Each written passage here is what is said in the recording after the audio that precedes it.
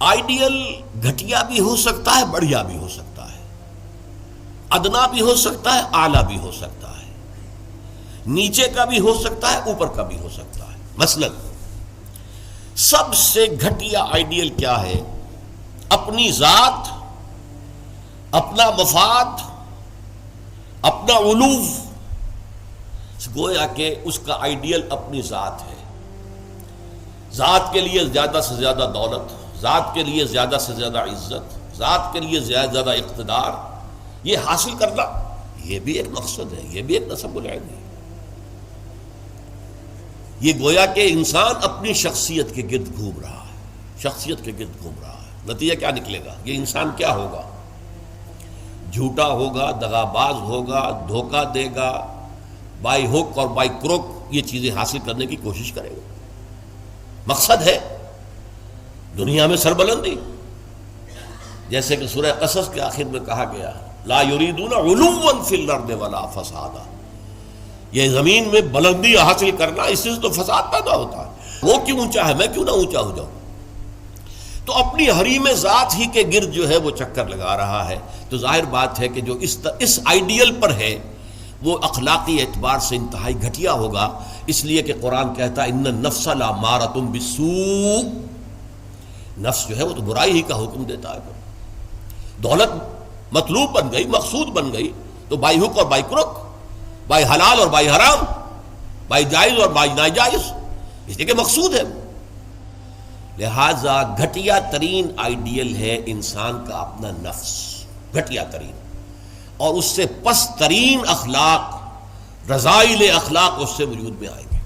اس سے ذرا بلند تر سطح پر، جسے ہم کہتے ہیں قوم پرستی، وطن پرستی۔ If a person is a really nationalist person، اب نیشن، آج کل تو آپ کو معلوم ہے نیشن سٹیٹس کا تصور ہے، وطن بھی نیشن کی اور بنیاد پر بنتا ہے۔ تو نیشنلزم قوم پرست، پہلا آدمی کون تھا؟ خود پرست، وہ پرستش کر رہا تھا اپنی، خود پرست، سیلف سینٹرڈ، اس کا مطلوب و مقصود اپنی بلندی، اپنی دولت۔ لیکن یہاں اس سے ذرا بلندتر ہو گیا معاملہ، میں اپنی قوم کے لیے محنت کروں گا، قوم کی سربلندی کے لیے، قوم کی آزادی کے لیے، قوم کی عزت کو برقرار رکھنے کے لیے، اپنے وطن کے لیے کٹ بھروں گا، اپنے وطن کی آزادی کے لیے قربانیاں دوں گا۔ ایک بہتر کردار وجود میں آئے گا کہ نہیں؟ یہ شخص جو ہے اپنی قوم سے کبھی جھوٹ نہیں بولے گا، باقی دنیا سے بولے گا۔ آپ کو معلوم ہونا چاہیے ویسٹرن مورالٹی کیا ہے۔ اپنے ہاں وہ ایک بلی کے اوپر بھی ظلم ہوتا نہیں دیکھ سکتے، کسی کتے کے اوپر ظلم ہوتا نہیں دیکھ سکتے، لیکن دوسری قوموں کو ہلاک کرتے ہیں، اور وہ سمجھتے ہیں کہ ویپنز آف ماس ڈسٹرکشن ہمارا حق ہے، ہمارے پاس تو ہے، کسی اور کو نہیں ہم اچیو کرنے دیں گے۔ یہ مورالٹی ان کی، وہ اپنی قوم کے لیے ہے، کوئی جھوٹ نہیں بولے گا، دھوکہ نہیں دے گا، غداری نہیں کرے گا، اپنی قوم، اپنے وطن سے سچے ہیں۔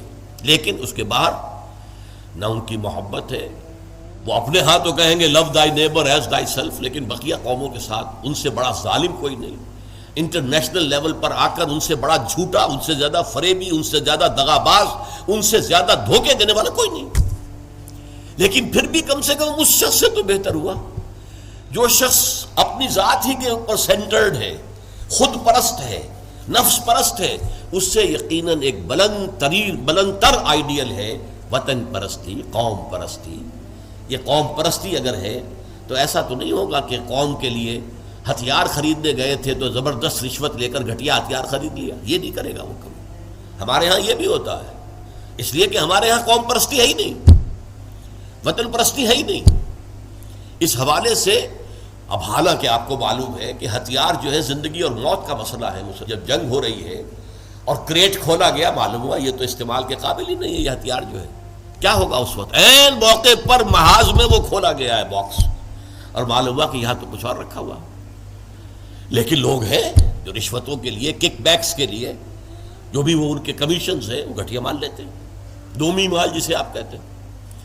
تو وطن پرستی یا قوم پرستی ایک نسبتاً ہائر آئیڈیل ہے، اس سے اوپر ایک اور ہے۔ یہ جو حضرات تھوڑا بہت بھی فلسفے سے شغف رکھتے ہیں ان کو معلوم ہے ہیومنزم، انسان دوستی، یہ جیسے ٹالسٹائے تھا، بہت بڑا ادیب تھا روس کا، وہ ہیومنزم کا قائل تھا، انسان سے دوستی ہونی چاہیے، انسان محبوب ہونا چاہیے، تمام انسان انسان سے محبت کریں، ہیومن بینگ ایز ہیومنس، چھوڑ دیں کہ وہ ہمارے ملک کا رہنے والا ہے یا نہیں ہے، ہیومن بینگ ہے، بھول جائیں اس کو کہ وہ ہماری قوم سے اور نسل سے ہے یا نہیں، ہیومن بینگ، ہیومنزم یہ ہائیسٹ فلسفی ہے۔ لیکن آپ جو سوچ لیجئے کہ اول تو یہ کہ اس تک پہنچنا بڑا مشکل، اپنی قومیتوں کے حدود سے، وطنیتوں کے حدود سے، اپنے ذاتی مقاصد اور ذاتی جو بھی مفادات ہیں ان سے بلندتر ہو کر واقعتاً ہیومنسٹ ہونا آسان کام نہیں ہے۔ لیکن ہیومنسٹ جو ہے اس کے اندر بھی انسان کی محبت تو آ جائے گی، انسان مطلوب ہو جائے گا اس کا، اور اس اعتبار سے وہ قوم پرست اور وطن پرست سے برتر ایک شخصیت ہوگی۔ لیکن باقی کائنات، حیوانات، اس کے اندر اس کے لیے تو کوئی محبت اس کے اندر نہیں ہوگی، اس کے لیے کوئی شفقت نہیں ہوگی۔ ہیومنزم ہیومن بینگز کے لیے ہے، اس سے اوپر ایک اور ہے، اور وہ ہے کسی نظریے پر انسان کی نگاہ جم جائے، نظریہ کہ انسان کی فلاح کمیونزم میں ہے، ظلم کا خاتمہ کمیونزم میں ہوگا، لہذا اس کمیونزم کے لیے، اس کو فروغ کے لیے، اس کو عام کرنے کے لیے، اس کے پھیلانے کے لیے، لوگوں کو قائل کرنے کے لیے تن من دھن لگا رہے ہیں۔ پھر جن لوگوں نے مان لیا ہے انہیں آرگنائز کر رہے ہیں، سیلز بن رہے ہیں، پھر ایک جد و جہد ہو رہی ہے، کشمکش ہو رہی ہے، زار کے خلاف جد و جہد ہو رہی ہے، جانے دے رہے ہیں، فائرنگ اسکواڈز کے سامنے کھڑے ہو کر سینہ کھول کر گولیاں کھا رہے ہیں۔ یہ سب کیا ہے؟ ایک تصور کے حسن مبہم پر ساری ہستی لٹائی جاتی ہے، ایک تصور ہے، ایک آئیڈیل ہے، کمیونزم جو ہے ایک آئیڈیل ہے، ایک آئیڈیالوجی ہے، اس آئیڈیالوجی کو اپنا آئیڈیل بنا کر اور پھر جد و جہد اور محنت اور قربانیاں اور اثار سب کچھ۔ اب ایک ہی چھلانگ ہے، خدا پرستی، ہائیسٹ آئیڈیل، یہ ہے جس کو کہ علامہ اقبال نے کہا ہے، در دشت جنون من جبریل زبو سید یزداب کمنداور، اے ہمت مردانہ، اے ہمت مردانہ، کمند ڈالو اللہ پر۔ یہ اصل میں تشبیہ سمجھیے، آپ ایک اونچی فصیل پہ چڑھنا چاہتے ہیں، کمند ہوتی تھی پچھلے زمانے میں، اب کمند کو پہلے پھینکنا پڑتا ہے، آپ کا زور بازو ہونا چاہیے نا، جب آپ پھینکے کہ اونچا جا کر لگ جائے وہاں پر، جتنی اونچی کمند ہوگی اتنا اونچا آپ چڑھ سکیں گے، اس سے آگے تو نہیں جا سکتے۔ کمندی کہیں درمیان میں اٹک گئی ہے تو درمیان میں آپ بھی اٹکے رہ جائیں گے، ٹاپ پر تو آپ نہیں جا سکتے جب تک کہ وہ کمند جو ہے ٹاپ پر نہ لگے جا کر۔ تو یوں سمجھیے کہ پہلے انسان کو اپنے ذہن سے، اپنے فکر سے، اپنی سوچ سے اپنا آئیڈیل معین کرنا ہوتا ہے۔ Who is my ideal? میرا نفس؟ نو۔ میرا وطن، میری قوم؟ No. Human beings? No. Allah, he is my ideal. اس کی محبت، اس کے ساتھ خلوص و اخلاص، اس کے لیے جد و جہد۔ اب آپ دیکھیے، کمیونسٹ کے لیے محبت ہوگی، مزدور کے لیے محبت ہوگی اس کے اندر، سرمایہ دار کے لیے نہیں ہوگی۔ سرمایہ دار تو دشمن ہے، اس کا تو پیٹ پھاڑیں گے ہم، لہٰذا وہ محبت اس کی پوری یونیورسل نہیں ہو سکتی۔ اللہ کو جس نے آئیڈیل بنا لیا، اللہ منزل ماں کبریاست، میری منزل، میرا آئیڈیل، میرا مقصود، میرا مطلوب، میرا محبوب حقیقی اللہ ہے، یہ ہے ہائیسٹ آئیڈیل۔ اور جو شخص اللہ کو اپنا آئیڈیل بنا لے، اپنا مقصود بنا لے، اپنا مطلوب بنا لے، اپنا محبوب بنا لے، وہ در حقیقت بلند ترین کردار ہوگا، اور اس کی مکمل مثال محمد الرسول اللہ صلی اللہ علیہ وسلم کی شخصیت ہے۔ محبوب حقیقی اللہ کے سوا کوئی نہ رہے۔ نصب العین وہی ہوتا ہے جہاں پہ نگاہ جمی ہوئی ہے، اگرچہ اس کے لیے جو محنت کر رہے ہیں وقتی طور پر آپ کا کوئی اور ہدف ہو سکتا ہے، جیسے ہم کہتے ہیں کہ اصل نصب العین تھا اسلام کو دنیا میں غالب کرنے کی جد و جہد، اس کے لیے پہلا نصب العین بن گیا پاکستان کا حصول۔ یہ دوسری بات ہے کہ ہم پاکستان کو حاصل کرنے کے بعد بھول گئے کہ کس لیے ہم نے حاصل کیا تھا، اور اسی لیے ذلیل و خوار ہے۔ انڈیا کے مقابلے میں سر اٹھا کر کھڑے ہونا ہمارے لیے ممکن نہیں ہے، سوائے اس کے کہ ایٹمک ڈیٹرنٹ جو ہے اس کا سہارا لیا ہوا ہے، اور اگر خدا نہ خواستہ میرے نزدیک تو تقدیر مبرم ہے، امریکہ نے یہ آپ سے چھین کر لینا ہے، پھر کیا رہ جائے گا کچھ؟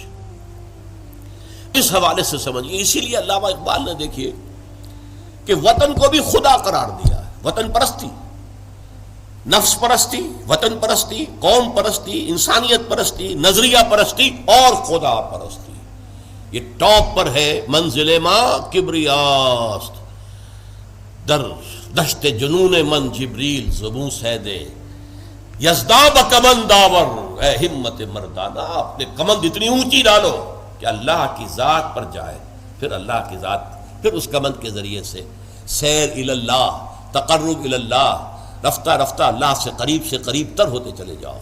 جیسے کہ آپ کو معلوم ہے، اگرچہ وہ آیت سجدہ ہے، جا کر ایک سجدہ کر لیجئے گا، جو سورۃ العلق جو ہے وہ ختم ہوتی ہے فَاسْجُدْ وَاقْتَرِبْ، بس سجدہ کرو اور قریب ہو جاؤ. یہ سجدہ کرنا اللہ سے قرب کا ذریعہ ہے. وَاقْتَرِبْ، قریب ہو جاؤ. اس لیے حضور نے فرمایا ہے ان اقرب ما یکون العبد الی اللہ فی السجود، انسان جو اپنے رب سے قریب ترین ہوتا ہے وہ سجدے کی حالت میں ہوتا ہے. اپنی انا ختم کر دی، اپنی انا مٹی میں ملا دی، پیشانی اللہ کے سامنے خاک پر رکھ دی. بس یہ گویا کہ جو یہ انا ہی جو ہے ہماری، یہی تو ہے در حقیقت جو ہمارے درمیان اور اللہ کے درمیان حائل ہے. اس انانیت کا امکان ختم ہوا تو پھر اللہ کے ساتھ ہمارا بہت قرب ہے. یہ ہے ضعف الطالب والمطلوب. گھٹیا آدرش ہوگا تو گھٹیا ہی شخصیت وجود میں آئے گی، اگر اعلیٰ آدرش ہوگا تو بلندتر شخصیت وجود میں آئے گی. آدرش، نصب العین، مقصود، مطلوب، محبوب حقیقی اپنا نصب بھی ہو سکتا ہے، اپنی ذات بھی ہو سکتا ہے. اپنے ہی حسن کا دیوانہ بنا پھرتا ہوں، اپنی ہی حریم ذات کا جو ہے طواف ہو رہا ہے، اس سے اوپر ہے ہی نہیں، نگاہ ہی نہیں. اس سے ذرا اوپر ہوئے وطن پرست، قوم پرست. اس سے ذرا اوپر ہوئے انسان پرست، انسان دوست. اس سے ذرا اوپر ہوئے ایک نظریہ، تصور، ایک تصور کے حسن مبہم پر کیسے ہستی لٹائی جاتی ہے، زندگی ترک آرزو کے بعد کیسے سانسوں میں ڈھالی جاتی ہے. ترک آرزو، یہ آرزو وہی ہے نصب العین. میں نے شروع میں کیا عرض کیا تھا، جس شخص کا کوئی نصب العین ہے ہی نہیں وہ تو حیوان ہے. کم سے کم وہ شخص بھی جس نے اپنے نفس کو اپنا نصب العین اور مطلوب بنایا، وہ بھی انسان تو ہے، گھٹیا ہے، بہت گھٹیا انسان ہے، لیکن وہ حیوان نہیں ہے.